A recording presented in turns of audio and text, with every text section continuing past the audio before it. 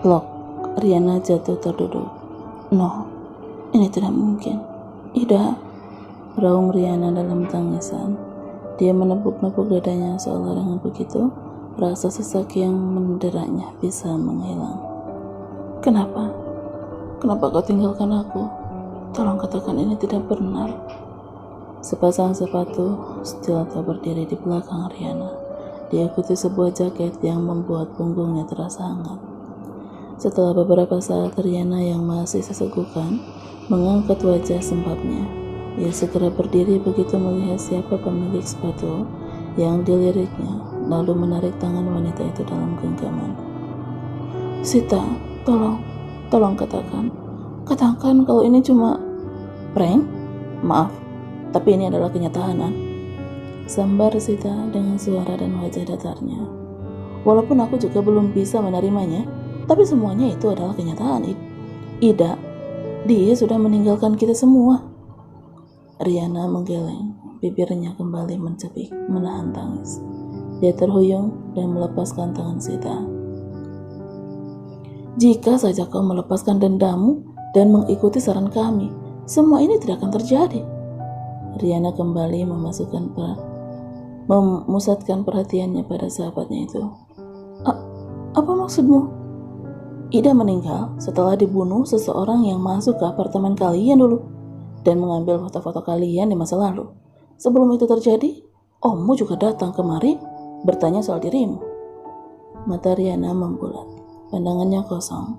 Ia bahkan tidak menyadari saat Sita berbalik dan meninggalkannya dengan langkah cepat. Semua gara-gara aku, gumam Riana, masih dengan tatapan kosongnya. Bro, raga Riana tidak lagi memiliki daya, dan penglihatannya tertutup dengan kegelapan. London, Inggris. Tuan, ini adalah semua informasi yang berhasil kita kumpulkan, ujar Derek seraya menyerahkan beberapa map pada atasannya. Thank you. Apa ada pergerakan dari Gary? Sejauh ini belum ada informasi ke sana, Tuan. Eric mengerutkan alisnya, tangan kanannya memainkan pulpen, sebuah kebiasaan bila ia sedang memikirkan sesuatu. Aneh. Maksud Tuan? Dia tahu aku sudah membatalkan rencana pembangunan Mall de Royal dan agensi artis. Tidak mungkin dia diam saja seperti ini. Lalu Shanley, aku yakin dia sudah memberitahu Gary kalau aku tidak akan menikah dengannya. 3 kali aku membatalkan rencananya kalau kau adalah Gary. Apa kau akan diam saja dan menerima keputusanku? Terang Eric. Lalu apa yang harus kita lakukan, Tuan?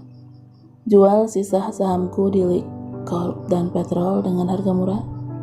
Derek tersentang. Menjual saham dengan harga murah itu sama saja bunuh diri, teriak Derek dalam hatinya. Dia tahu pemasukan terbesar Eric adalah dari Petrol Universal karena perusahaan minyak itu termasuk dalam 10 perusahaan terbesar di dunia dengan rata-rata pendapatan yang mampu menunjang hidup mewah Eric setelah ia kehilangan hak yang diambil oleh ibunya. Tuan, Eric mengangkat tangannya menghentikan asistennya untuk lanjut berbicara. Dia mengerti keterkejutan Derek atas keputusan yang ia ambil. Sudah, lakukan saja. Derek mengangguk enggan. Ayah Evan itu mengangkat matanya, menatap sang asisten yang masih saja berdiri di depannya dan tidak beranjak. Derek terkesiap. Baik Tuan, sahut Derek lalu berbalik dan berjalan pergi. 4 jam kemudian, apa mereka sudah hadir? Tanya Eric sambil berjalan menuju lift dan mengancingkan kancing jasnya. Sudah Tuan, kecuali Gary. Eric mengangguk. Ia menerima tablet yang diberikan Derek kepadanya dan membaca kembali beberapa informasi yang asistennya itu berikan kepadanya. Lalu ibuku? Sudah Tuan. Bagaimana persiapannya? Semua sudah siap. Saham Anda juga sudah on sale, ditawarkan untuk dijual, sahut Derek. Bagus. Pastikan pembelinya adalah lawan bisnis Gary. Baik Tuan. Ting. Pintu lift terbuka pada lantai yang Eric tuju, disertai asisten setianya, Derek. Eric melangkah penuh wibawa. Wajahnya menampakkan aura dingin, sikap tubuhnya yang gagah menambah karisma kepemimpinan laki-laki itu. Ceklek. Pintu kayu dengan tinggi lebih dari 2 meter itu terbuka. Semua mata yang ada di ruang meeting itu tertuju pada pria yang berjas lengkap dengan aura yang mendominasi seluruh ruangan.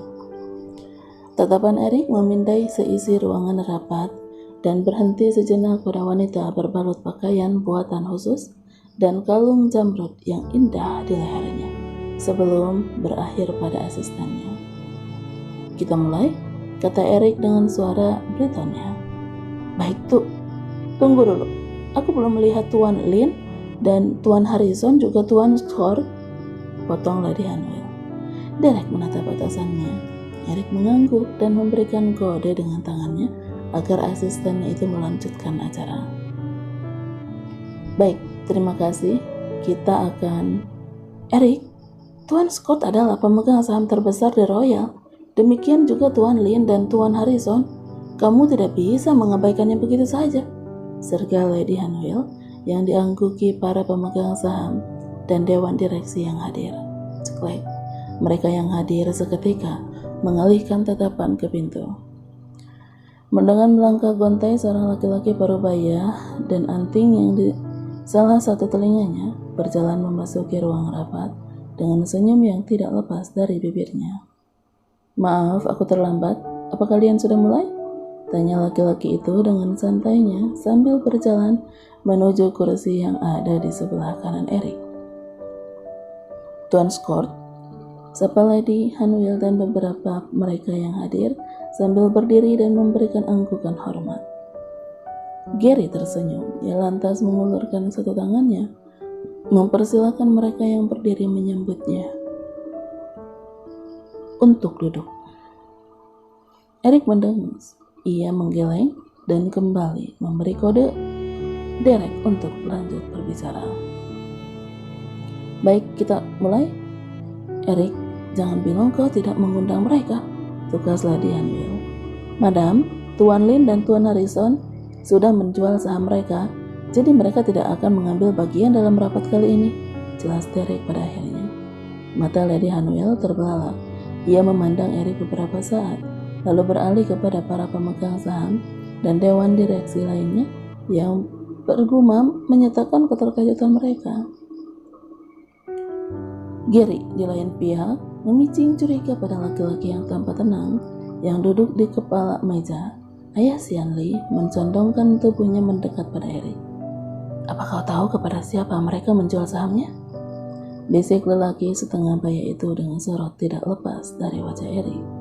Eric melihat ke sampingnya, namun hanya sekilas dan tanpa menjawab. Tangan Gary terkepal. Perlakuan Eric kepadanya membuatnya terhina. "Bapak-bapak dan ibu-ibu sekalian, kita mulai rapat kita hari ini." Lagi Derek berucap di depan mic.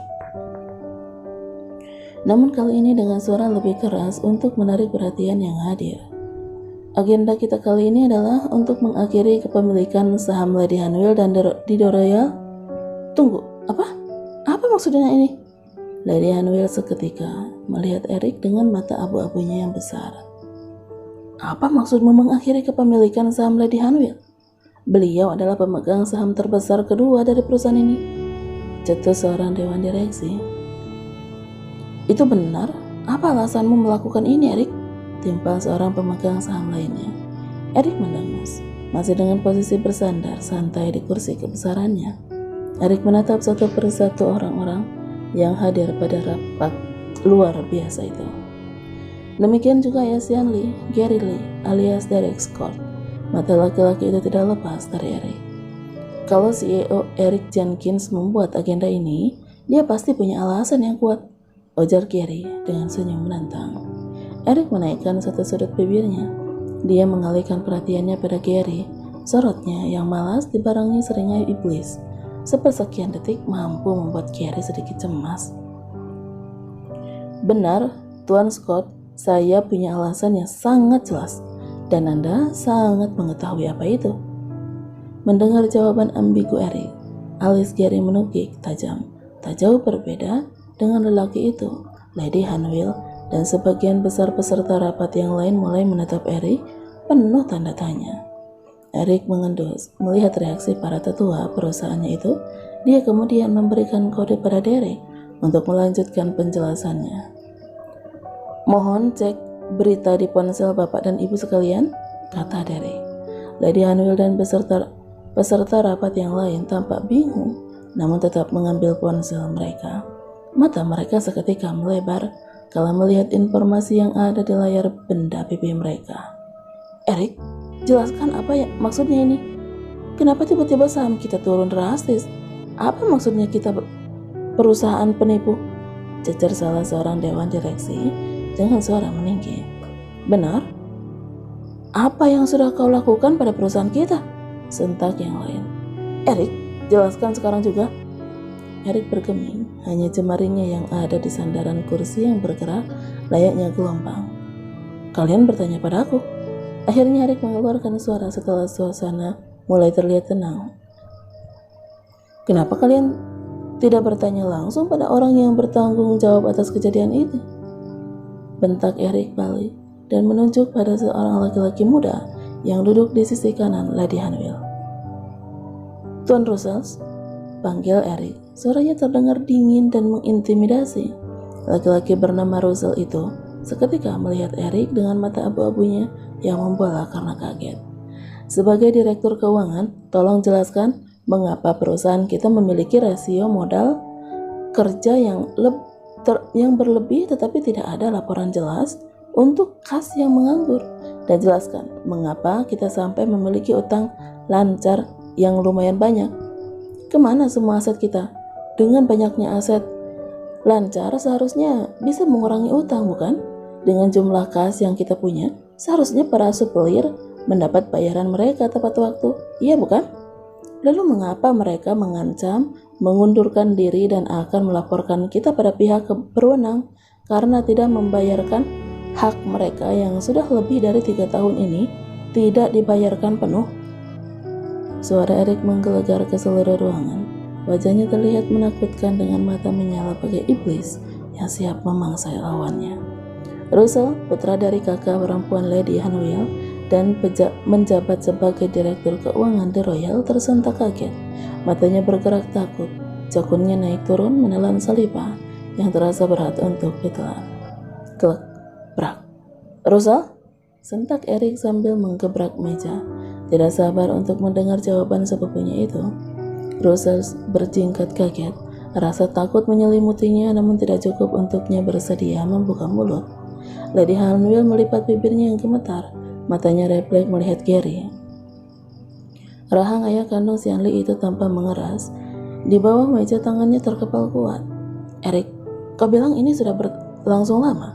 Lalu apa saja yang kau lakukan sampai kau baru tahu sekarang?" serga salah seorang dewan direksi kemudian.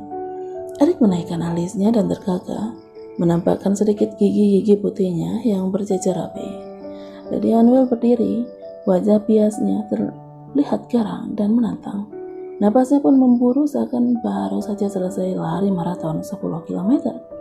"Eric, ini adalah bukti bahwa kau tidak kompeten jadi CEO," tuduh Lady Hanwil sambil menunjuk putranya. Eric mendengkus. Ia menatap cemooh ibunya. "Aku tidak kompeten?